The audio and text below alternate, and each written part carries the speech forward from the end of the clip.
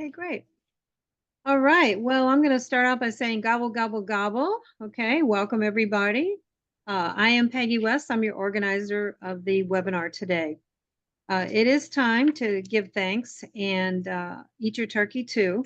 But I wanted to thank everybody for the many blessings you all have brought to me throughout the year. I want to say thank you for your support and also for your continuing with all the various classes and not just going to some and not the others. So I really appreciate that. I also want to thank my sponsors today. The sponsors are the ones that have invited all of you. So please patronize our sponsors and I'll have them introduce themselves here in a minute. Today's class is called Roof Warranties, The Ugly Truth. So this is everything you didn't want to know about the warranties. But anyway, take notes. This is being recorded and you can also get a copy of the video on YouTube. And I will send this out to you along with the sponsor sheet. And the sponsor sheet will have everybody's name, email, phone number, all the contact information to follow up. So you don't have to remember all this and write it all down. Before we get started today, I want to go through some housekeeping things.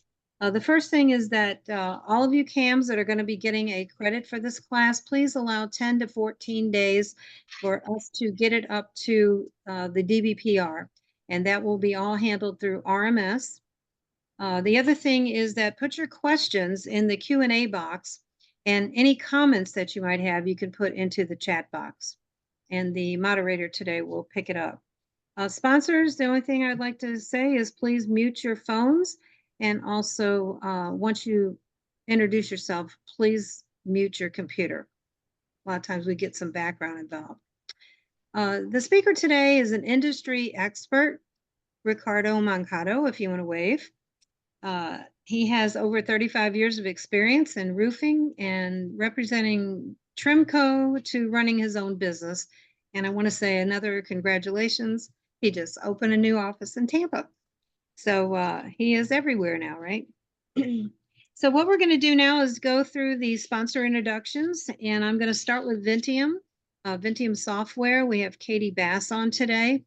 She's the National Director for the sales division. And then we also have a special guest today, Head of Sales. We have Tim, and they're going to introduce themselves and your company and tell us what you do for condos. Hi, thank you so much, Peggy. As Peggy mentioned, I am the National Sales Executive at Vinteum. So I represent our company and we work with hosting these webinars with Peggy. Vinteum is a 10-year-old software company and we provide websites and software solutions for community association, including HOAs, condos, and property management companies. We do serve thousands of clients across the country, but 50% of our clients are based in Florida. And this strong presence is really due to 100% compliance with state laws, even those recent House bills that came out here. So we offer features such as fully customizable public-facing websites, document repositories to store all of those governing docs and things that your residents need access to, e-voting, and more. At Vinteum, we can help associations overcome challenges like inefficient communication, time-consuming manual processes, and a lack of engagement. Our solution is an all-in-one community management platform called Neigbrs, and it's designed to improve communication, streamline processes, and enhance transparency within your community. And it's also going to help you stay compliant with those upcoming Florida laws. So I would love to get a live demo scheduled with you. Please feel free to reach out to me via phone, via email, and would love to have that personalized presentation for your community. Okay, thank you so much. It's an outstanding service to all of our guests out there. Tim, would you like to say a few words about yourself and what you're going to be doing at Vinteum? Okay, great. Nice to meet you all. So I'm Tim. I'm head of sales at Vinteum. I recently entered the company, so I'm going to help Katie to explore new possibilities and grow the company because our product is awesome and helping a lot of communities. Okay, great. Well, welcome, and we really appreciate you getting on today. Someone's not muted. I don't know who. Okay. All right. Next, I would like to introduce Daniel Baum. He is the founder and president of COA Solutions. Also today's moderator. Daniel, would you like to say a few words about yourself and the company? Sure. Thank you, Peggy. Hi guys. Happy Wednesday to everyone. Just real simply, my name is Daniel Baum. I own a company called COA Solutions of Florida, where I specialize in helping communities save money on insurance.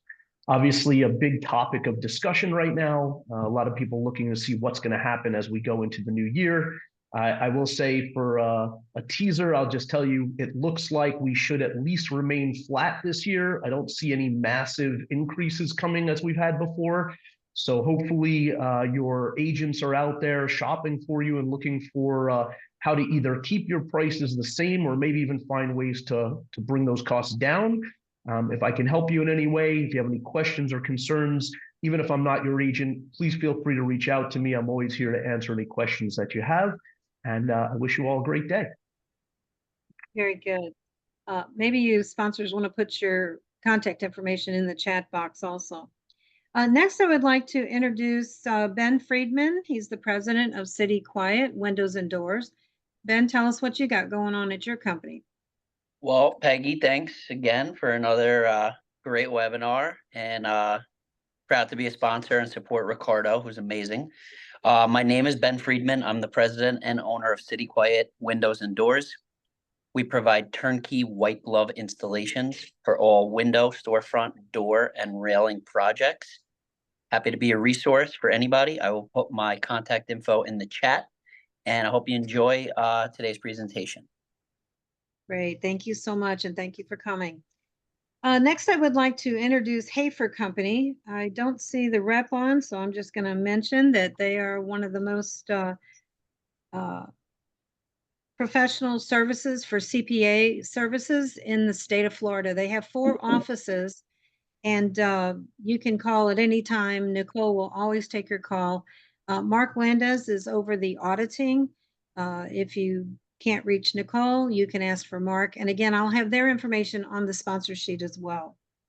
I'm going to move on to First Citizens Bank. Today we have Deneen Barham.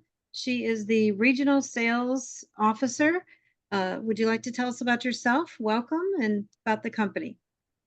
Thank you. Thank you, everyone. Good afternoon. Jamie Gelfand is unable to attend today's educational program, so thank you for the warm welcome.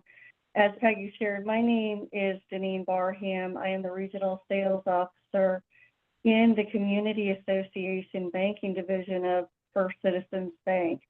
I cover the Central Corridor. So Jamie is your actual contact in South Florida.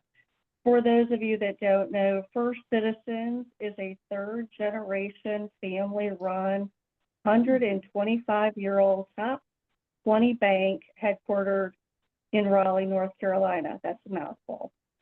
They've been around for a really long time.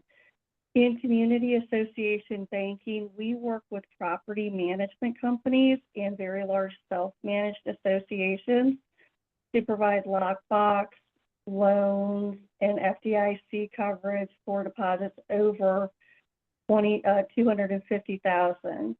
What makes us different is our people, our process, and the technology components that we have with over 21 software companies across the nation that we lend to our management companies to make them more efficient. If your community is in need of a loan for any upgrades, projects, please contact Jamie. I will put her information in the chat, and she will guide you and your board on 2 specific products that we offer. We offer a quick term loan, which is up to $3 million. It's either 5, 7, or 10 years. And then we also provide the standard loan product, 15 years, up to 24 months interest only. But again, Jamie has been around for a really long time and is an expert in association banking. I appreciate the opportunity to share her information with you. Thanks, Peggy. Absolutely. That's awesome. I didn't know all that, so that's very good. Next, I want to introduce a new sponsor. They must be out on appointments. They're construction guys, so they're busy. It's called Age of Empire. The president of this company is Marcel Alonso, and the business rep, development rep is Daniel LaRosa. So they're doing quite a bit of construction, reconstruction work in the condominium area primarily. And if you need another bid or you just want to talk with them about their services when you're ready to take a bid, at least you know who they are. Again, they will be on the sponsor sheet. Next, I want to introduce a longtime friend professionally and also one of the top paving companies in the area, Dawn Miller. Dawn, please introduce yourself and your business. Thank you so much, Peggy. Thank you, everyone, for being here today. Thank you to all the sponsors for making this happen as well. Thank you, Ricardo, for teaching the class today. I'm Dawn Miller. I am the Business Development Director for the Paving Lady. I have been in the industry for 29 years, so any questions that you have regarding asphalt overlays, seal coating, striping, concrete curbs, any kind of repairs or maintenance that you might have within your communities. It is budget season, so we would be happy to come out to your properties and take a look at any liability issues that you might have. So I'll leave my contact information in the chat, and have a happy Thanksgiving, everyone. Great, thank you so much. Let's see. Next, we're going to introduce Bob Aleka. He's the Vice President at Faster.io, kind of a new service in the area. Bob, tell us more. Thanks, Peggy. Good afternoon, all. Thanks for joining. Bob Aleka, VP here of Community Development here at Faster.io. Faster.io has been in business for almost 20 years, building fiber optic infrastructures, installing in them. And then recently, we're now moving to the residential space. We're a Tier 4 data enterprise center. So all our circuits are backed up, triply backed up, which benefits the property. So if one circuit goes down, the other circuit stays up. We'll be providing streaming TV, which you can take with you, change your zip code, and get everything where you live if you're a snowbird. We provide symmetrical speeds for internet, gigabit down, gigabit up, and we have no limit on what the speeds we can offer you guys. So if you're within a 2-year or so with your current agreement, give me a shout. We'd love to come out and see what we can do for you guys. I'll leave my information in the chat. Have a great holiday and enjoy the class. Great, thank you, Bob. Okay, here is another missing sponsor in person, but they invited several guests to come. Stratus Construction and Roofing. Honestly, I didn't know that they were also in the construction business, but they have a great part in that, and the owner is actually a general contractor. They are statewide, and I'll have their information on there. So if you're taking bids again, you know, you have to have 3 now. So please include them in your bidding. They do excellent work. Then lastly, I want to introduce Rudy Forehand. He's the regional director for Benjamin Moore. He literally came off vacation yesterday, so he's probably still playing catch up in the 100,000 emails, right? He went away for 2 weeks. But anyway, most of you may know him. He is the manufacturer's rep for painting. He can help you all over the state find a good painter in the area that you live. So his name will be on there, phone number, email again. And I don't want to turn this over until I introduce Damaris. You want to wave? Cabrera. She is now the latest addition to Ricardo, who's speaking today at RMS. Tell us about yourself. Say a few words.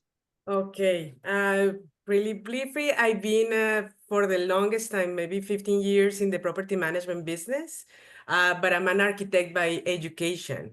So I was always very passionate, and I've seen this need for more consultants like Ricardo. So I had the opportunity to meet him, and I was very lucky that he brought me in, and we'll be working together. Awesome, awesome. Well, you're working with the best. So I am going to turn it over, as I say, good luck. And I'll turn this over now to Daniel, and he is our moderator for today. And I'll let you take it from there and introduce Ricardo. Okay, thank you, Peggy.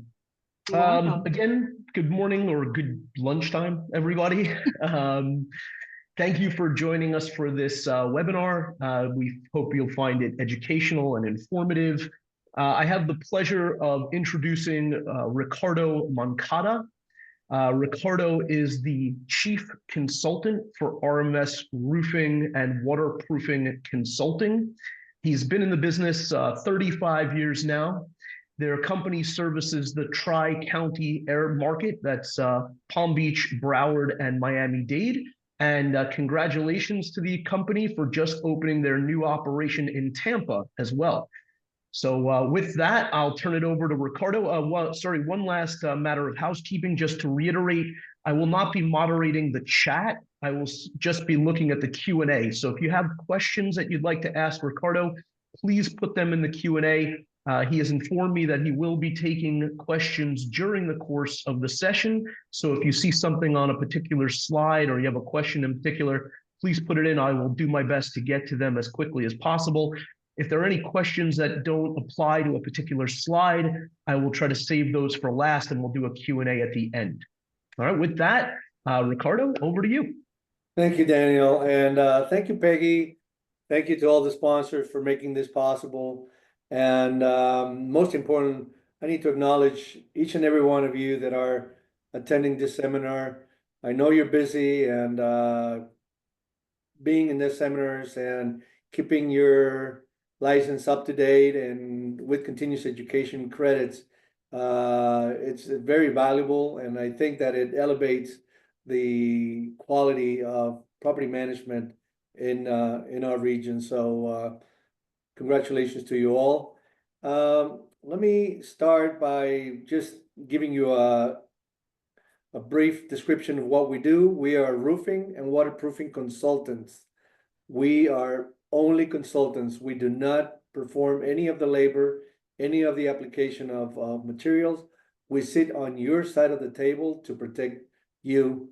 And it's not protecting you against contractors or anything else, but protect you from overstepping something important in the re-roofing or the renovation of your building, or making the wrong roofing decision. And today's seminar is a very overlooked aspect of the roofing decision. A lot of the building owners base their decisions on the length of the warranty, and they overlook a lot of other aspects of the contractor's proposals, and they overstep the ability to hire a professional to guide them through the process. So at the end, they get the most value out of their roofing or waterproofing dollars. So that's why we're here. At the end, you'll see my email address. I'll ask Damaris to put it on the chat with her email address as well, and telephone numbers if you want to contact us. We'll be more than happy to visit your building, look at the warranties that you have, make sure that your warranty is up to date and in good standing. So if you get to need it, you can use it, or you can put a claim against it. So with that being said, let me start the presentation by sharing my screen.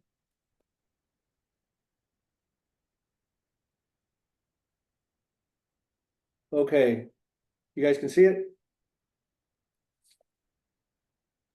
Yes, we're good, Ricardo. Okay, perfect. Little housekeeping. RMS Building Envelope Consultants. We are a registered provider with the Florida Department of Business and Professional Registrations. Credit earned on the completion of this program will be reported to the DBPR so you can get the credit. If you are not an LCAM and you want a certificate, let us know, and we'll be more than glad to provide you a certificate. You know, I won't take any credit, but you'll have the certificate. So let's talk about the learning objectives. So at the end of the presentation, you will be able to understand the differences among the most common roof warranties. Not all warranties are the same, and we're going to talk about it during the presentation. You're going to understand the rights of the building owner under a roof warranty. You will also understand the exclusions of a roof warranty, which they are packed with exclusions. Assign the proper weight to the roof warranty when making the roofing decisions. And be familiar with the best practices to keep the water out of your building. So at the end of the day, I think that more than just the warranty, you want to keep your buildings leak-free, hassle-free, safe, productive, a good place to either live or work. So that's the purpose of this seminar. So let me start by asking you a question, and feel free to put it in the chat or in the Q&A. Just say yes or no. Do you need a roof warranty? And I'll give Daniel a little chance to see if you guys are answering.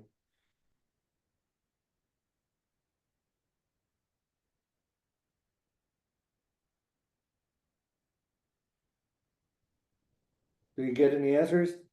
Yeah. First response in the chat is yes. Second response is no. Third, Okay. yes, although it won't cover hurricanes. Correct. And Then I got a maybe, a yes.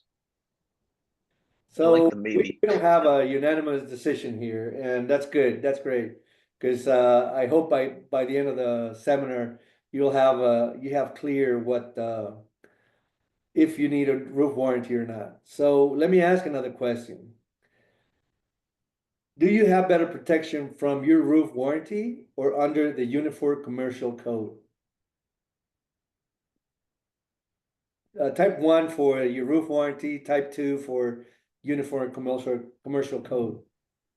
1 popping up. 2. So we got 2, 2.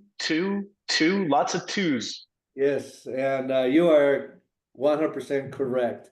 You have better protection from the Uniform Commercial Code than from the roof warranty. And I explain why after I ask this following questions. So are warranties used more as a marketing gimmick than a true protection to the building owner?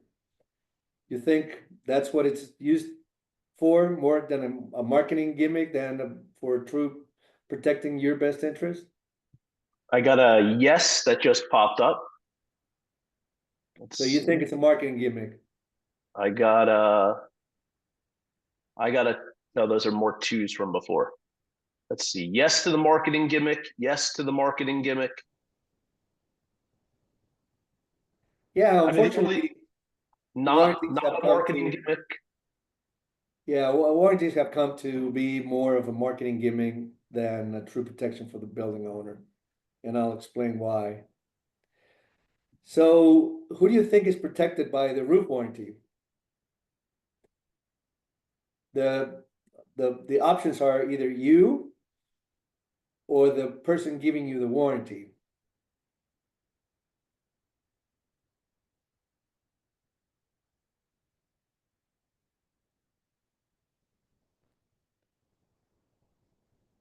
Person giving the warranty. The person giving you the warranty. Yes, it's a marketing gimmick. A Yes. roofer. So again, and that explains why you're better protected by a Uniform Commercial Code than from your roof warranty, because who pays the lawyer that writes the warranty? Do you pay the lawyer?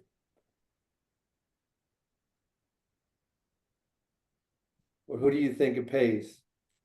Of course, the warranty is paid by whoever is giving you the warranty. And who do you think is going to protect? Of course, it's going to protect them. The roofer. The manufacturer. And you know, I come from the manufacturing world, and the warranties, if you ever read a warranty, you'll find that the first paragraph on the warranty is what is given. You know, they'll protect you if there's a leak and it's caused by either material defect or workmanship defect in the best cases. There's warranties, and we'll talk about them, that only cover the material. But the thing is that everything else in the warranty are conditions and limitations. And we'll talk about it more in depth. Yeah, Ricardo, one of the things I see a lot of is a lot of communities run into the situation where when the insurance company comes and says you need to have a new roof put on, and their answer is, well, the roofer gave me a warranty of 25 years. Why do I have to put a new roof on now? A flat roof, for example, that they only give me 15 years on. The roofer told me it would be 25 years. I hear that all the time.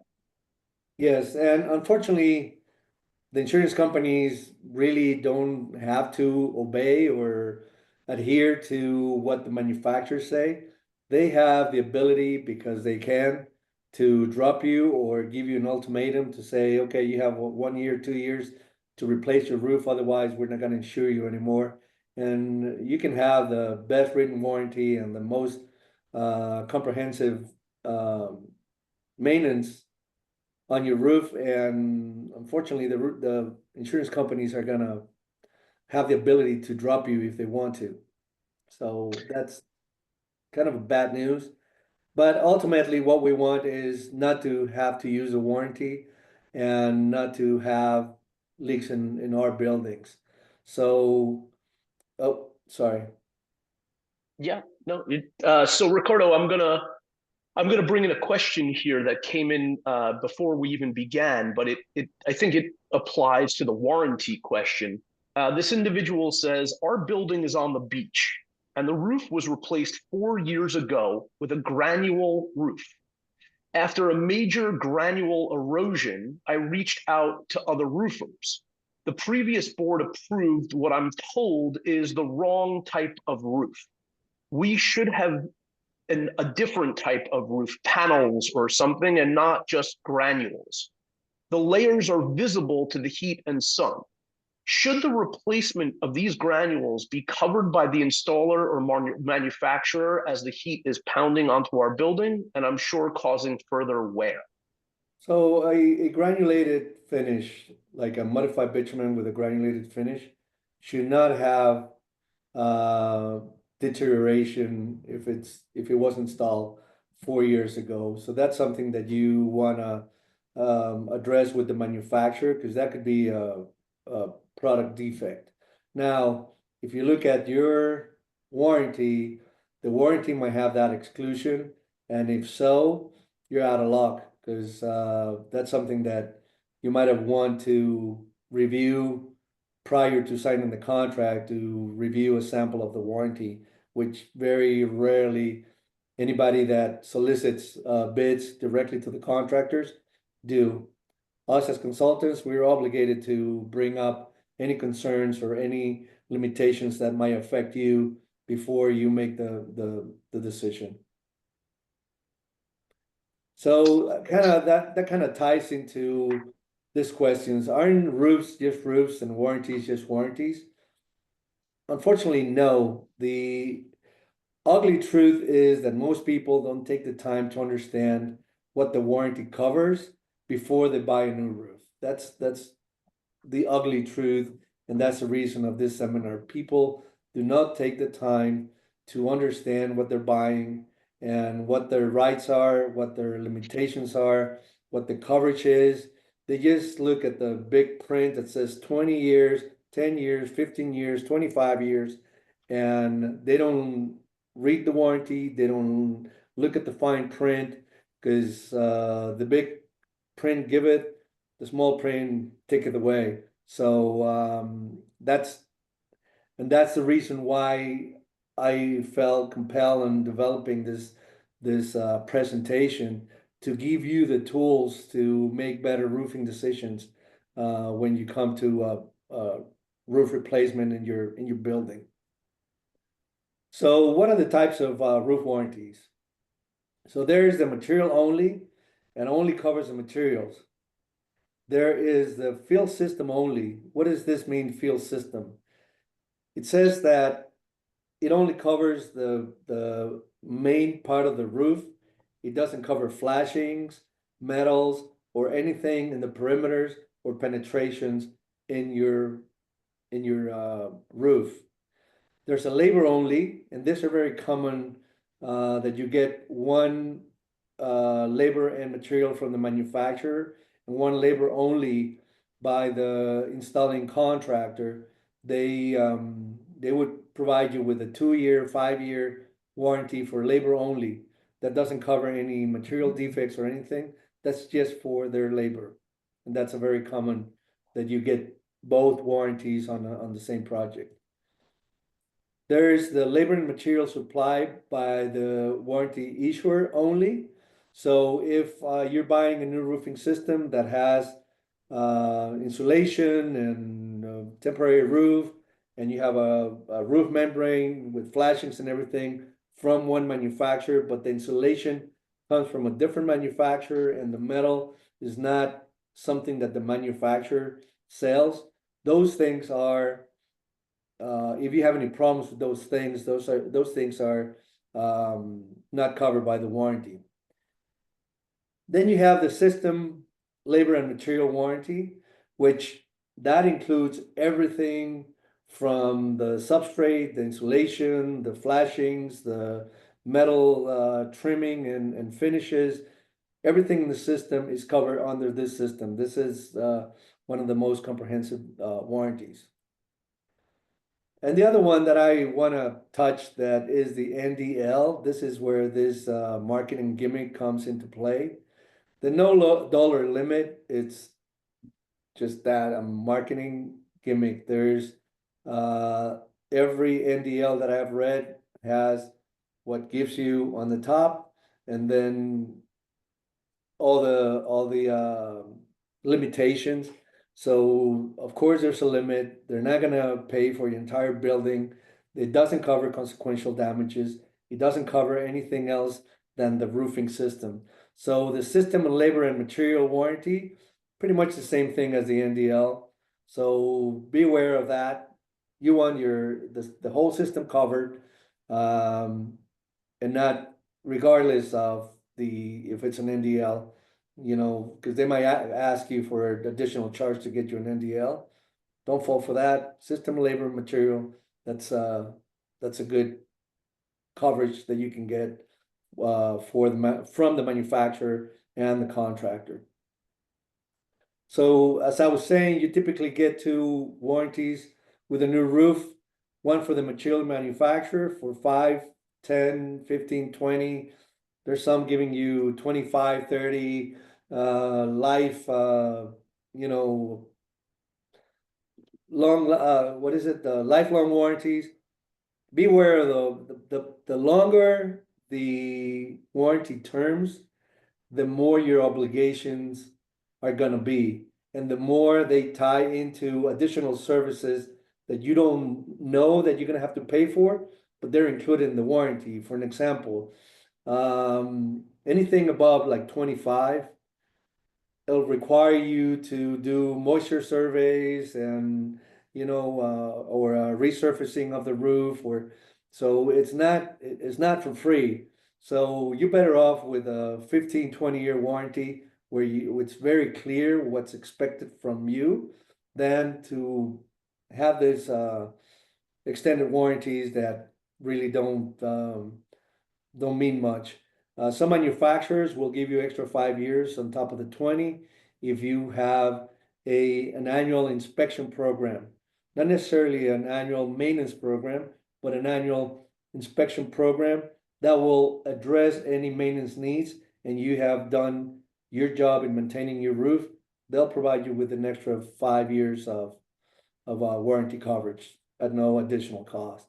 So that makes sense because you're taking care of your roof, just like with your car. If you change the oil, and they may extend the warranty because you've done, you know, all the maintenance on your car as directed by the manufacturer. And the other one is from the installing contractors, either for 2 or 5 years, covering workmanship defects. And that's very common to get. Beware of the long-term implication, because they might require you to do a lot more than what you think. So it's better not to have those long terms and know exactly what's expected from you, than to have the long terms and then be surprised. Oftentimes, roof warranties provide a false sense of security to the building owner. You don't know how many times we show up to a building that's having problems. We ask them for the warranty. They can't find it, or they didn't read it, and they say, "But shouldn't this be covered under warranty?" No. Did you have any maintenance done on the roof? No. Did you ever have it inspected? No. So they thought that because they had a warranty, that everything will be covered under that warranty, and that is so far from the truth. It's not even funny. So very important to know what you're buying before you sign on the dotted line. So what does the warranty cover? You will typically find that your roof warranty covers the first paragraph in the warranty. The very top of the warranty will tell you what it covers. And it covers the cost of repairing the leak, and the rest are exclusions and conditions. And on the first paragraph, we'll tell you if that is, if it's only in the field, or if it's a system, it'll cover the whole system, or if it's only material. You will find that in the first paragraph of your warranty. So if that's what's included, let's talk about what's excluded in the warranty. And, we talked about the loss of granules. That's the second item on this list. So blisters are not covered, granule loss is not covered, the loss of integrity of the building structure. So if the building moves, and all building move, and the split develops because the building movement, that's not covered. Accidents, fire, explosions, war, riots, insurrections, of course, are not covered, because that's if it gets damaged because of any of that, that really has nothing to do with the manufacturing process or the application of the roofing system. Damage caused by negligence of abuse by other. This is very common. If you have a building where a lot of contractors walk on the roof, it is important to take that into consideration before you make the roofing decision that is just based on the warranty length, because more likely your warranty is not going to cover the damage from the AC mechanics or any other trade that walks on the roof. So you have to, if that's going to be the case, you need to choose a system that is very resistant to foot traffic and abuse from other trades. So very important. Damage by an act of God. This is where an act of God is the hurricane. And a hurricane becomes a hurricane at 74 miles an hour. There are many warranties that will cover roof damage up to 74 miles an hour, but there are many other warranties that stop at 55, at 45. So that's important for you to know before you sign, because especially here in Florida, we can get wind gusts above 45 or 55 an hour winds that are not hurricanes. Nobody evacuated, you didn't know, and the next thing you learn is that your roof got lifted or you lost a corner. And if the records at the airports or any other means of recording the wind speed say that are higher than what your warranty covered, you're out of luck and it will not be covered. Repairs made by others than the authorized contractor. This is very important. If you're going to have equipment installed or removed, or new vents or new AC stands or a new condensating unit, whatever it is, make sure that you contact the manufacturer or you contact the authorized contractor and install the roof.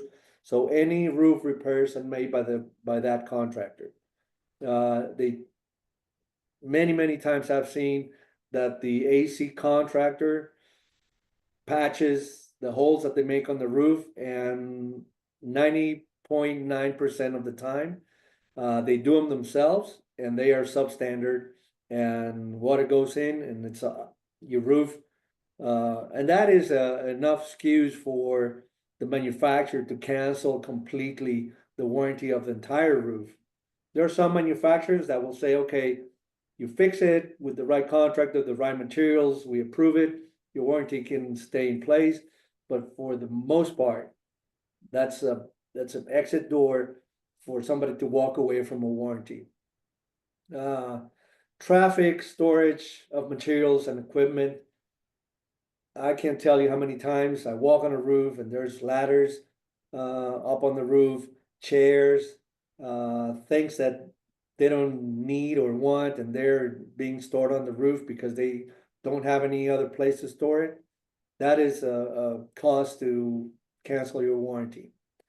Skylights typically not included in the warranty. Vandalism, that goes without saying. Somebody comes and damages your roof, that's not going to be covered on your warranty. Condensation, that's very typical. You have to have the right design, and sometimes the use of the building changes and the inside temperature changes and condensation start developing, and that really has nothing to do with the original roof, and it's not covered under warranty. Ricardo, Yes. quick question. When it comes to the skylights, obviously the skylight itself is not covered, but what about when someone has a leak that's coming in from around the skylight? Would that be covered? Yes, if it's on the flashing, yes, but the skylight itself will not be covered. Okay, thank you. Okay. The expansion joints and area dividers, depending on the design, some are covered, some are not.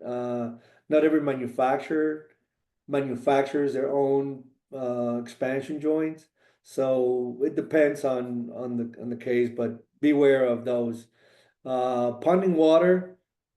Ponding water is considered ponding after 48 hours after rain. If it's still on the roof, that's ponding water. And a lot of the roof warranties will exclude ponding water. Remember that water is the universal solvent. You give the water enough time and it will dissolve everything and anything. Concrete, steel, you name it. Roof membranes.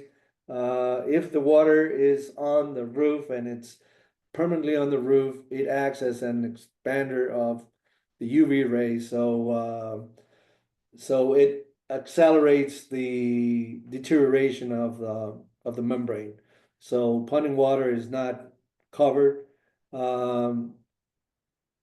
Beware that there's a difference between ponding water and birth baths.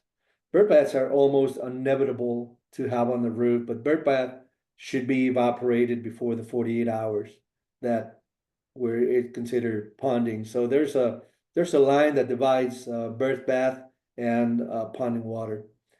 Your roof warranty is not gonna cover consequential damages. Consequential damages are covered by insurance, not by the warranty. So if the roof leaks and it damages a piece of furniture or a computer or the interior finishes, that is not going to be covered under the warranty. Caulking, this is very important. Caulking around penetrations and perimeters is not covered under the warranty because it's a maintenance item. That is something just like the oil in your car. Even though you have a 100,000-mile transmission warranty, doesn't mean that you don't have to change the oil regularly. Same thing with caulking. The caulking is not considered, it's considered a maintenance item and is not going to be covered under warranty. Same thing with the roofs that are coated. The coating, you're going to have to recoat every so often, depending on the type of coating, and it's not that those are maintenance items, as the slide says. Any component not supplied by the manufacturer, it depends on the warranty. That's why it has an asterisk. There are some that is explicitly state that they will not cover components not supplied by the manufacturer. Any perimeter flashing and penetration flashing, again, those warranties that only cover the field. And I think that the reason they do that is more likely in the commodity line of products, the manufacturer loses control of who install their materials because they're available to everyone. And 90% of your problems are going to come from perimeter flashings and penetrations. So the fact that that's being left out from the warranty should raise a big red flag when you're making a decision. In some cases, they don't include the metal flashing because the manufacturer does not manufacture or doesn't have the control over which type of metal it's being used to finish their roofs. And in most cases, color degradation is not covered under warranty. The sun, especially down here in South Florida, it's brutal, and most likely colors are going to change and they're going to degrade as time goes by. So that's not covered under warranty. And that's why I put some asterisks, because those vary from manufacturer to manufacturer. But it also brings up the importance of reading the warranty and reading the sample warranty and making sure that what the contractor is submitting is the warranty that you will accept, you're willing to accept. And, Ricardo, sorry to interrupt. I have a question saying, is the speaker referring to both flat and inclined slopes or flat only? And is a metal roof ever appropriate for garden style condos on the barrier islands? yeah, you can have a metal roof on any slope roof. That's actually, they'll last longer. They have a better wind rating. So yes, you can have metal roofs on the barrier islands. I've seen them. Actually, in the Keys, that's probably the most used type of roofing system. And I'm referring to most of these examples are on flat roof areas. You're not going to have any ponding water on a steep roof or a tile roof. But they will not cover, for an example, they will not cover warranty. Somebody walks on your roof and starts breaking the tiles. So those are either, if it's flat or steep, you're going to have the same exclusions. Thank you. So at best, most warranties will provide a financial protection for the cost of leak repairs on the membrane. That's, that's what you will get from your warranty. So what are your responsibilities as the owner?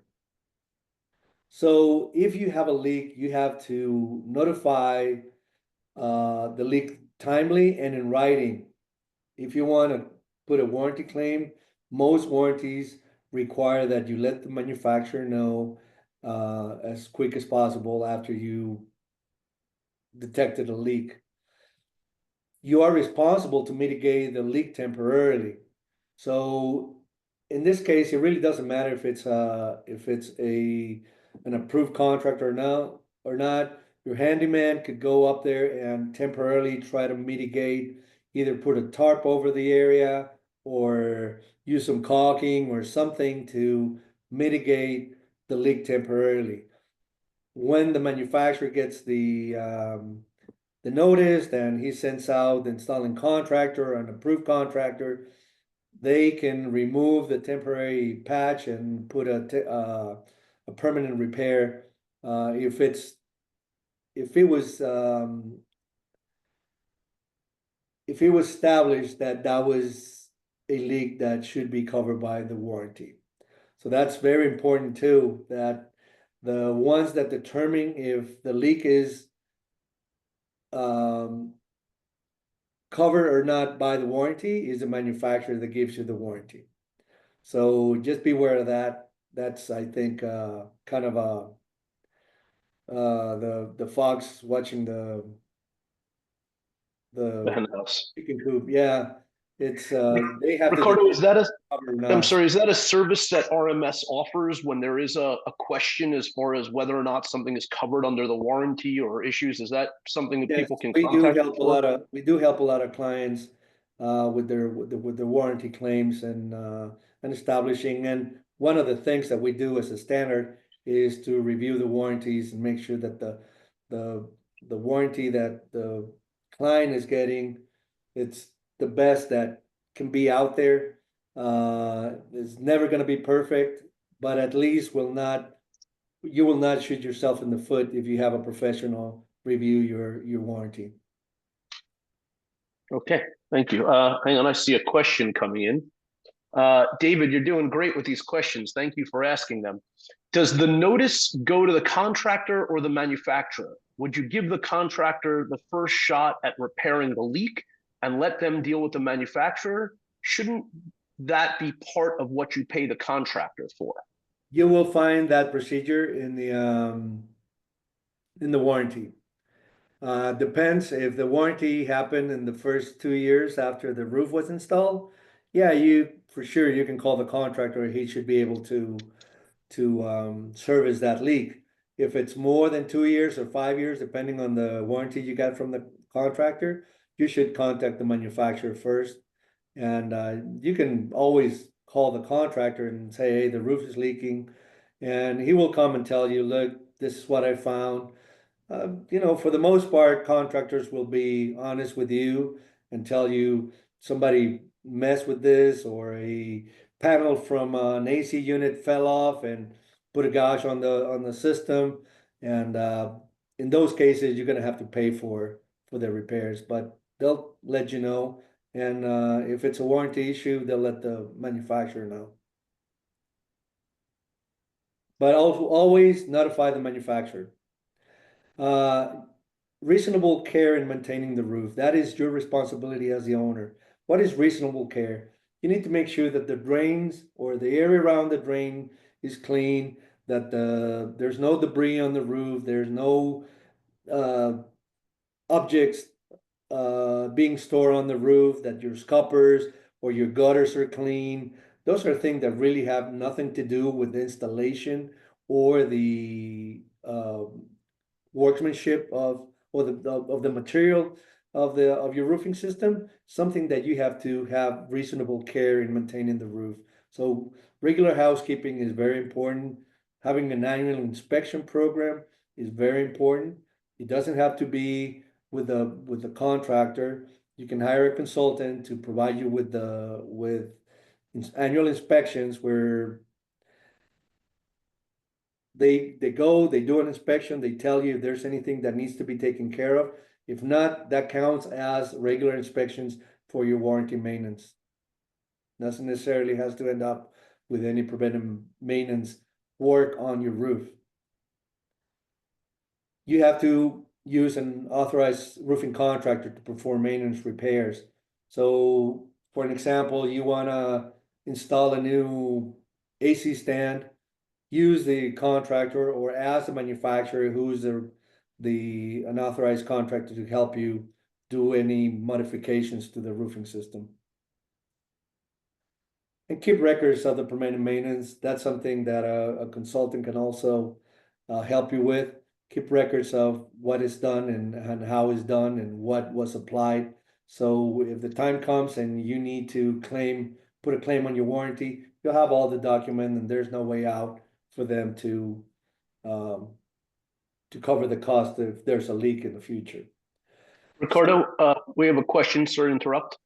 Yep. So this is not, I'm going a little bit back on the topics here, but someone asked, if the insurance companies are going to dictate how long you have on a roof. So for example, a flat roof is typically 15 years, shingle roof is 20, a barrel tile is 25, etc.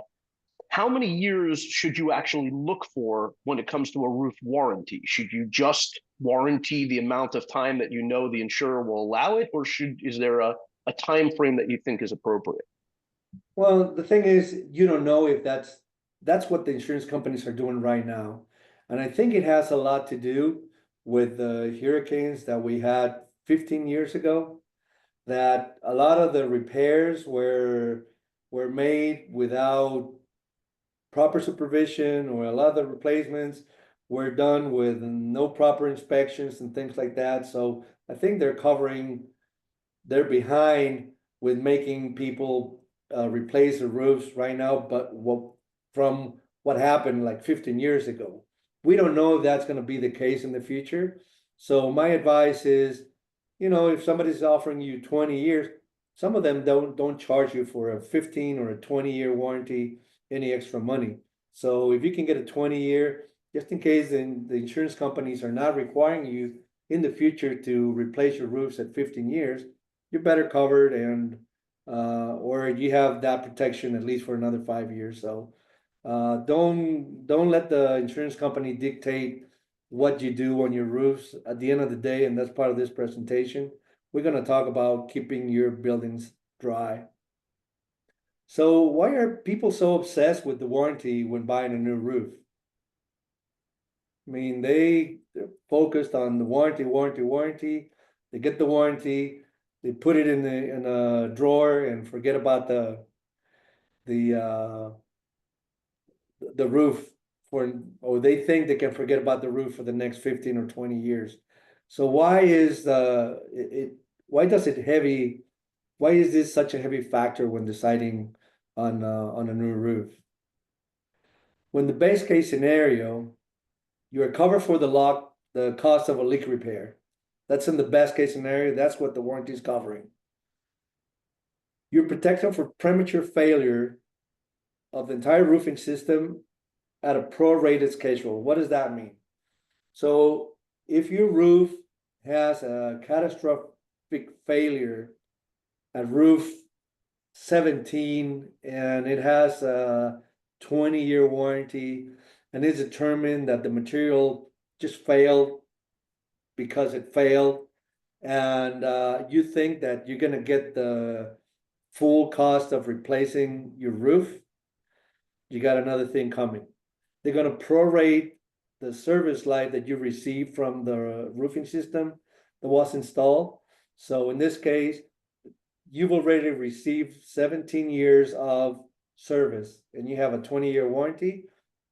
They're going to give you or pay for the 3 years, prorated 3 years that are left in the warranty. So again, and that's in the warranty language. So you have to make sure that what you're buying and what the warranty says in case something like that happens. The company that issues the warranty is around for the duration of the warranty and is financially sound. That's another thing. In the 1980s, they were, I don't know, 80 or 90 manufacturers of single ply materials when they first came out in the US. 6-7 years later, there were only 5 of them.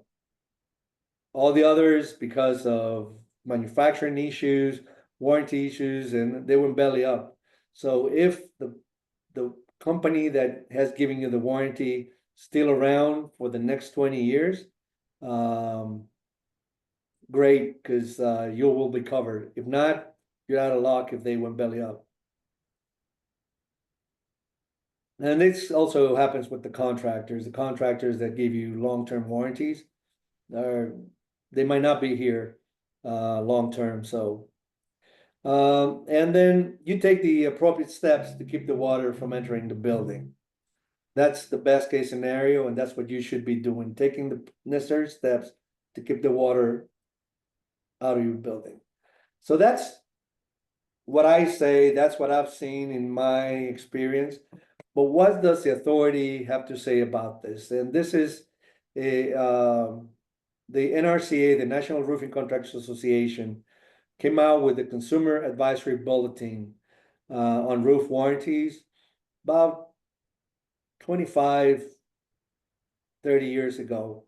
And this is available. If you want a copy of it, I can happily give you one. But let me pull some golden nuggets out of these documents that I think you might be interested in. So Here's one. The length of a roofing warranty should not be the primary criterion in the selection of a roofing product or system, because the warranty does not necessarily provide assurance of satisfactory roofing performance.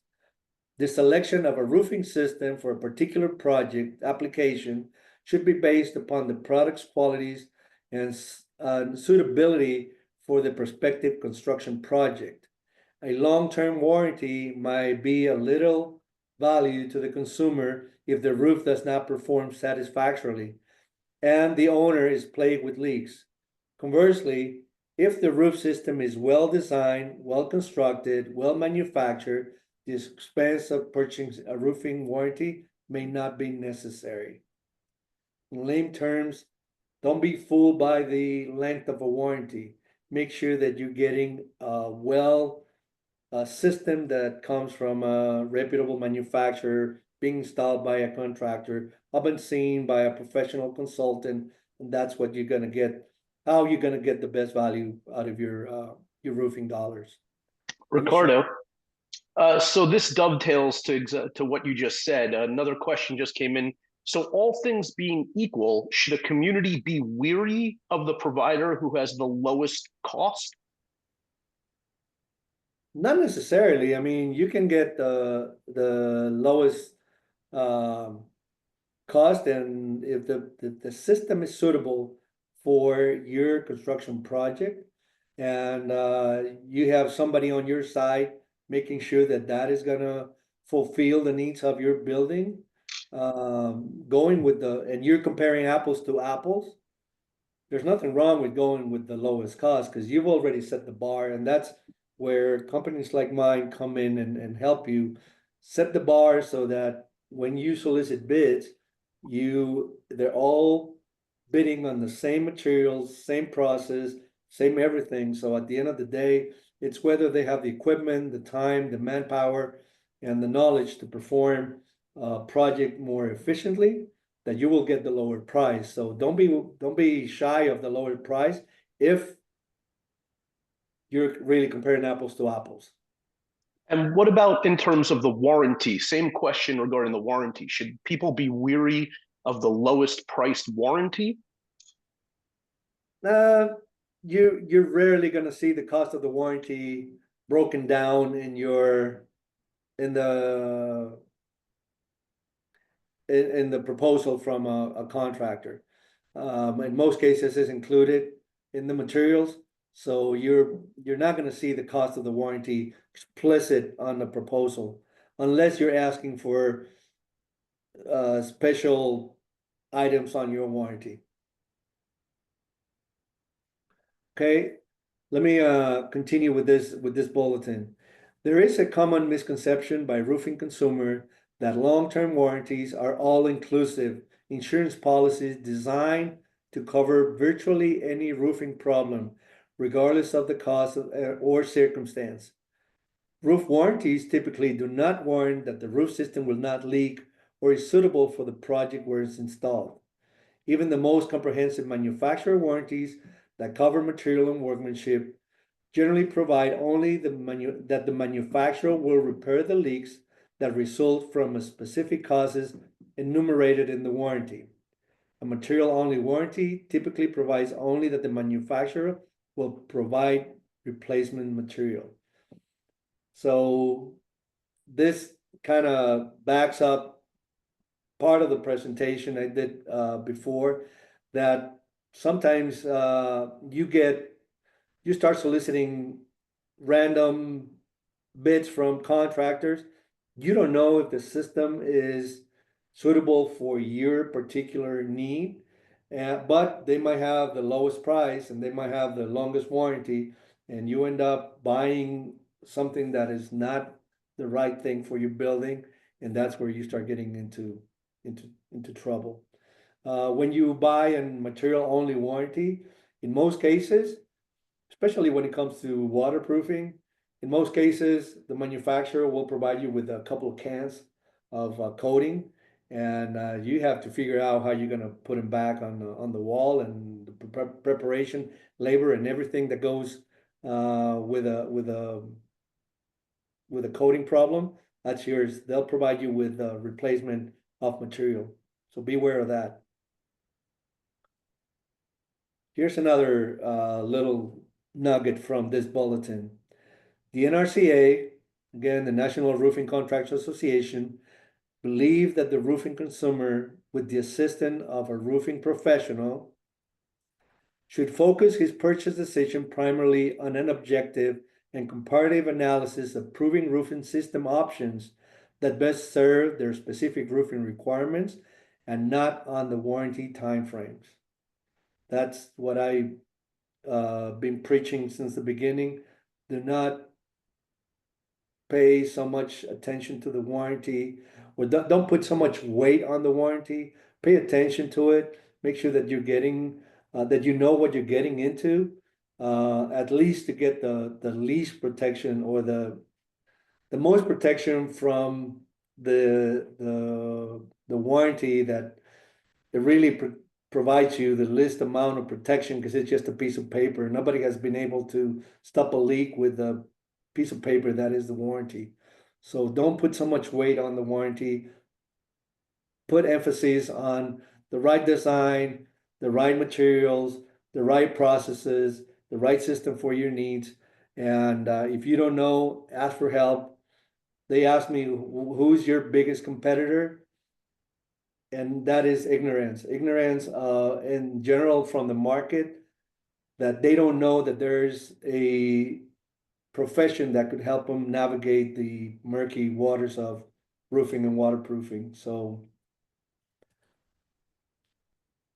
questions. What are your long-term goals when buying a new roof? And this, I want to open it to the audience.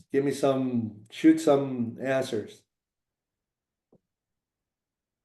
Ricardo, ask the question one more time for the audience. What are your long-term goals when buying a new roof?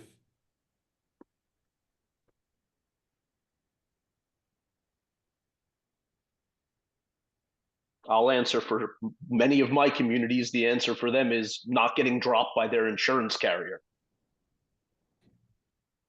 Okay, but when the insurance is forcing your decision to replace a roof, when you buy a new roof, what would be your,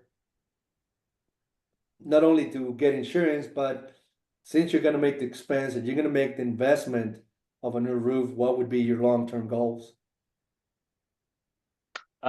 Someone said leak proof. Yep. I have another response coming in. I got some that are the most common from my experience, and that's the first one. Have a leak-free building. Longevity is another one. Longevity is a good one. A comfortable building. What's a comfortable building? Well, a building that doesn't smell like mold, a building that is comfortable because they don't have, signs all over the aisles, wet surface, beware, etc., etc. You want a comfortable building. You want to protect our property, but keeping it within our budget. Yep, and that's something that a professional can help you navigate. If you have a budget to come up with a design and a roofing system that meets your budget, but at the same time meets your roofing needs.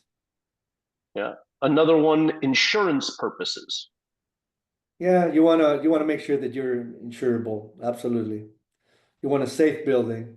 If you have a safe building and it's the roof is constructed under strict compliance with the Florida Building Code, that is the most stringent in the entire nation, you're better protected than with a good roofing system that applies to your building than if you just get the cheapest one. Quality workmanship just came in. Yep. So if you have quality workmanship, most likely you're not going to have problems with your roof, because very rarely we have found that the cause of the leak is due to material defects. 99% of the problems come from poor detailing or something that the contractor missed, or, you know, you also want to pay a fair price for your roof. And I want to emphasize on this one, it's bad that you pay too much for a roof, but it's even worse if you pay too little for the roof. Because if you pay, you get what you pay for. And when you think that you're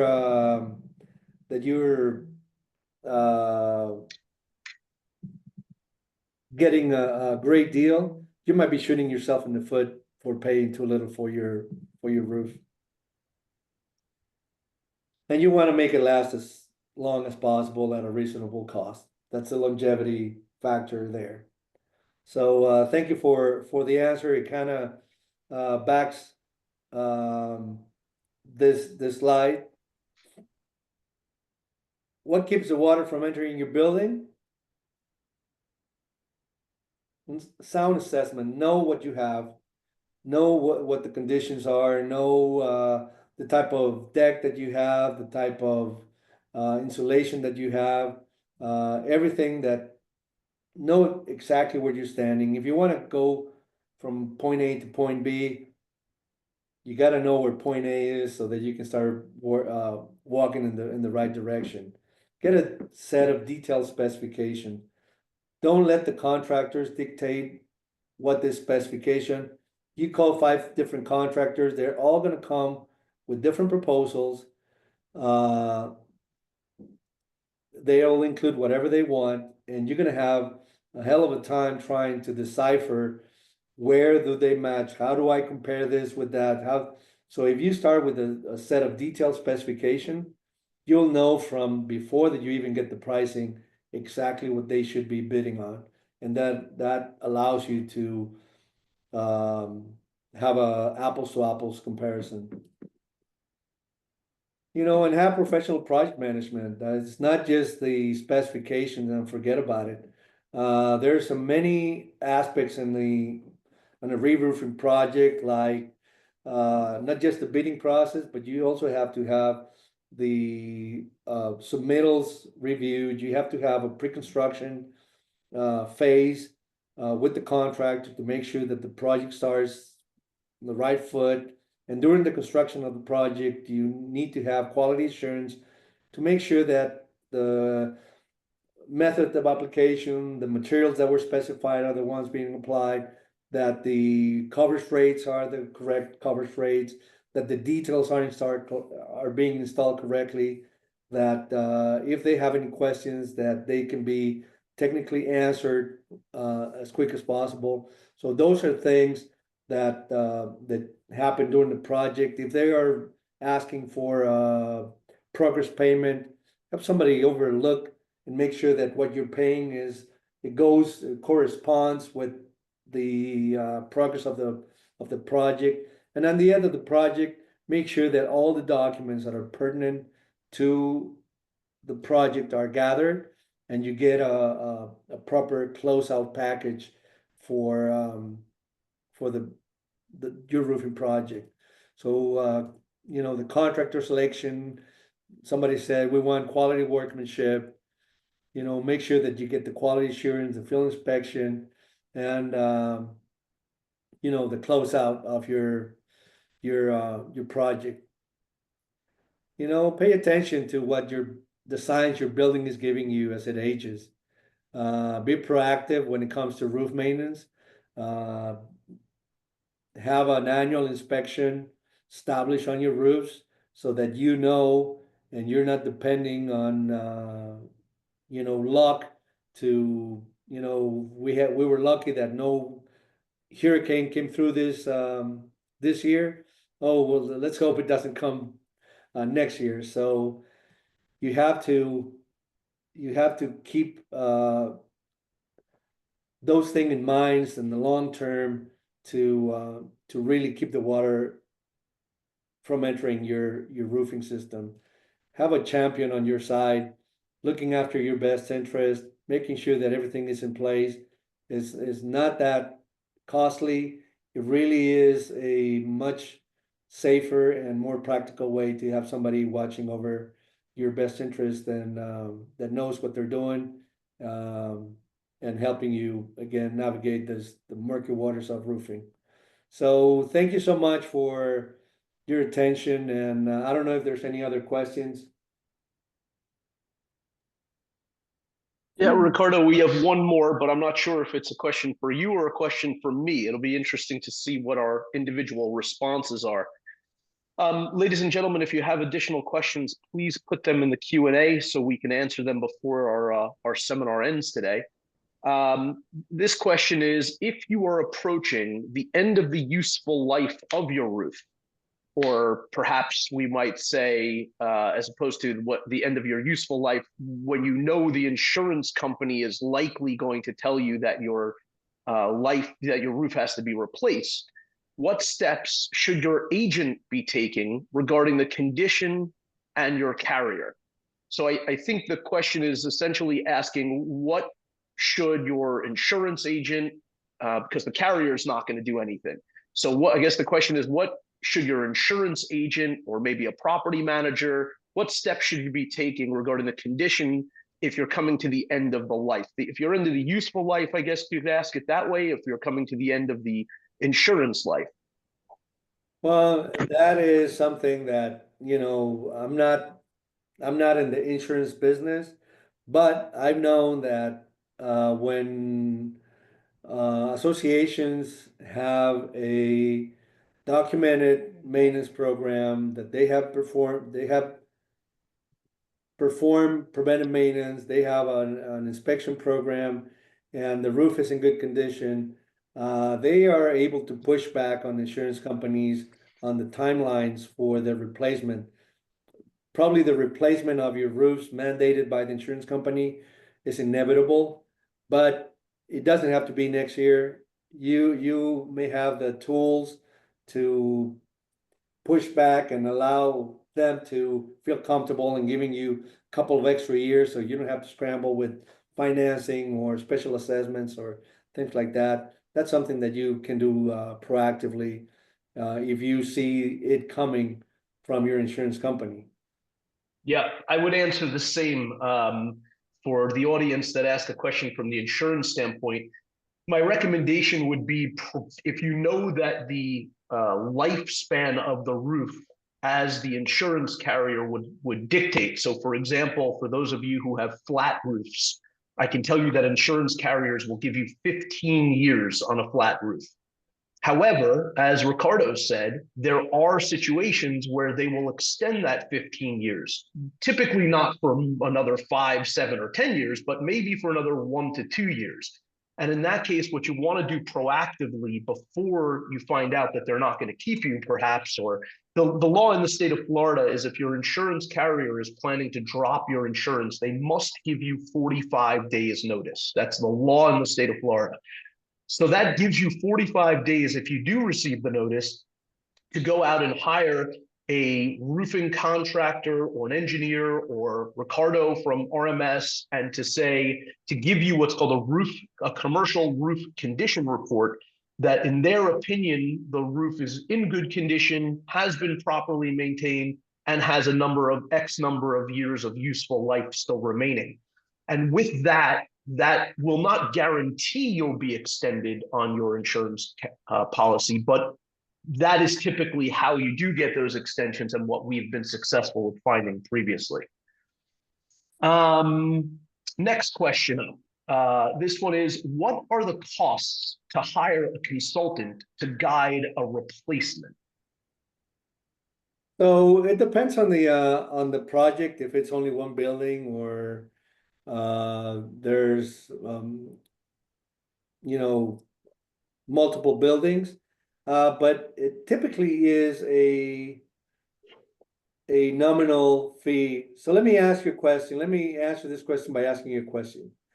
If you put yourself in the contractor's shoes and you're asked by a building owner to provide them with a quote, and they haven't done any of the engineering or the test, they just ask you, hey, I need to replace my roof, give me a quote to replace my roof. Would you give them your very, very best price, or would you build a contingency in your price for the unknown? And if you do, please put in the comments what that percentage would be.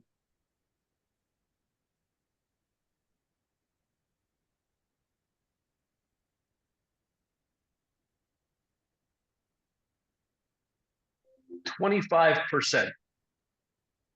Is the cost fixed price or hourly? I guess the question is the services like from RMS, are they a fixed price or is it on an hourly basis? Again, it depends on the project. We've done both. It typically is a percentage, and that's why I'm asking on the percentage of the contingency that you would, as a contractor, would put on a price if somebody asks you for a price. So we have 25%. Anybody else?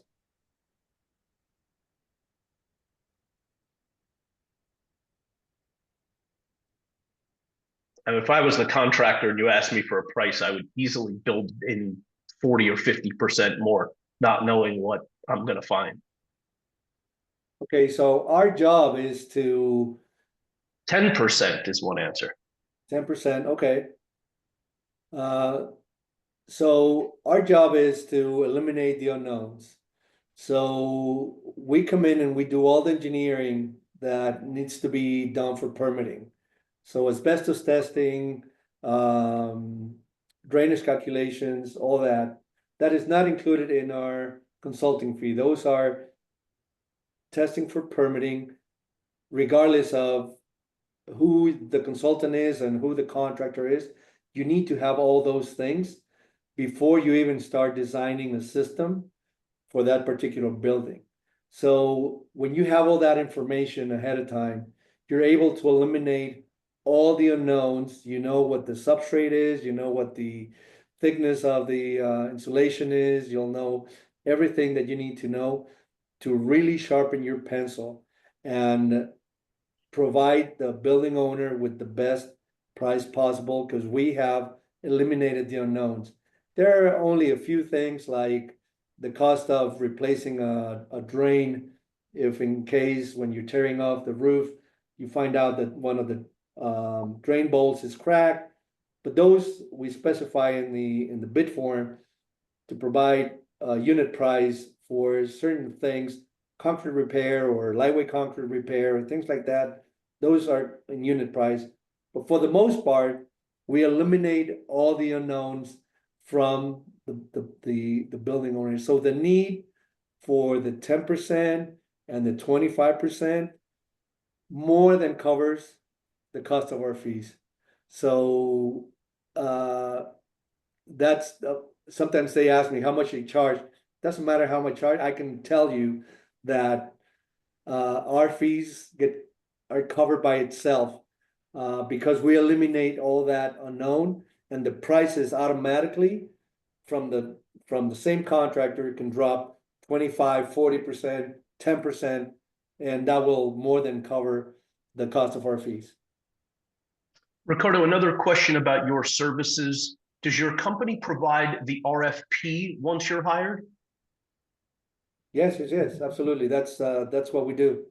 We do the assessments, we do the engineering, and we elaborate the request for proposal. And we bring in contractors that we know are solid, that are not gonna leave the job hanging at the middle because they run out of money, or they're not gonna start holding the job because their cash flow is not working out for them. And believe me, in 35 years, I've seen them all, and now I know. And so we bring contractors that we know are financially sound, that can partner with you as a building owner and with us as the consultant to deliver best value at the end of the day. Okay, ladies and gentlemen, we still have a few minutes left. If anyone has any final questions they want to ask, I don't see anything in the chat. David, I'll address your last question momentarily in the Q&A. Anyone else? Just another minute or two we'll give for the final questions. You have my email on the slide, Ricardo at RMS BE as building envelope, Ricardo at RMS BE Consultants.com. feel free to contact me with any questions or in any, if you want to have a conversation on current or future needs, we'll be more than glad to follow up with you. Okay, so with that said, let me just, David, you asked a question if I can speak to specifically to the 2025 insurance market. I'm not going to do that right now. This is, I don't think this is the class to do it, but you're welcome. My contact information is in the chat if you want to have an extensive conversation about the insurance market 2025, what I see, etc. Please feel free to reach out to me. I'd be more than happy to answer your question or anybody else's on the topic. But I want to thank Ricardo for his time today. That was an incredibly informative presentation. I learned a tremendous amount about that. I hope everybody else did too. And with that, I want to thank you all for coming and turn it over finally to Peggy to close us out. Thank you. Yeah, that was interesting, Ricardo. Every time I hear your webinars, I pick up something that I never even thought about, so great presentation. One of the reasons that I do like to work with Ricardo giving presentations is because a lot of people don't even know that there are roofing consultants out there that can save you thousands of dollars and show you how to actually go through the purchasing process where he takes the bids and evaluates apples for apples. And, I know you've said a lot of this, but I just want to stress that before anybody even looks at replacing a roof, you should really call a consultant, and he's an expert. So thank you so much. I want to close by also saying thank you again to everybody, and I hope everybody has a happy Thanksgiving and a great holiday season. I do have some upcoming webinars on December the 4th. I planned this strategically. I have Stratus Construction and Roofing. They're actually a roofing contractor, going to give a new presentation. It's called The Principles of Roofing, and they're going to actually introduce a new series of webinars, and they're going to be doing one per month on my network, and it's going to be called the Stratus Spheres series. Say that 3 times, right? But anyway, I hope you join us every month for their presentations. December the 9th, many of you may be interested. I'm going to have the attorney Jane Boland. She's going to give a board certification training course for 4 hours straight. I know that sounds like a lot, but from 10 a.m. to 2 p.m. on December the 9th, Jane's going to teach that class. So watch for the flyers, watch for the times. They're different. I believe the 12-4 Stratus presentation is going to be a morning presentation, I believe 10:30 to about 12. And then I just want to mention there's a big trade show coming up that a lot of people don't know about, maybe new board members. I encourage you all to go to these trade shows. On December the 12th at the Fort Lauderdale Convention Center, they are going to have a condo HOA show called the Cooperator.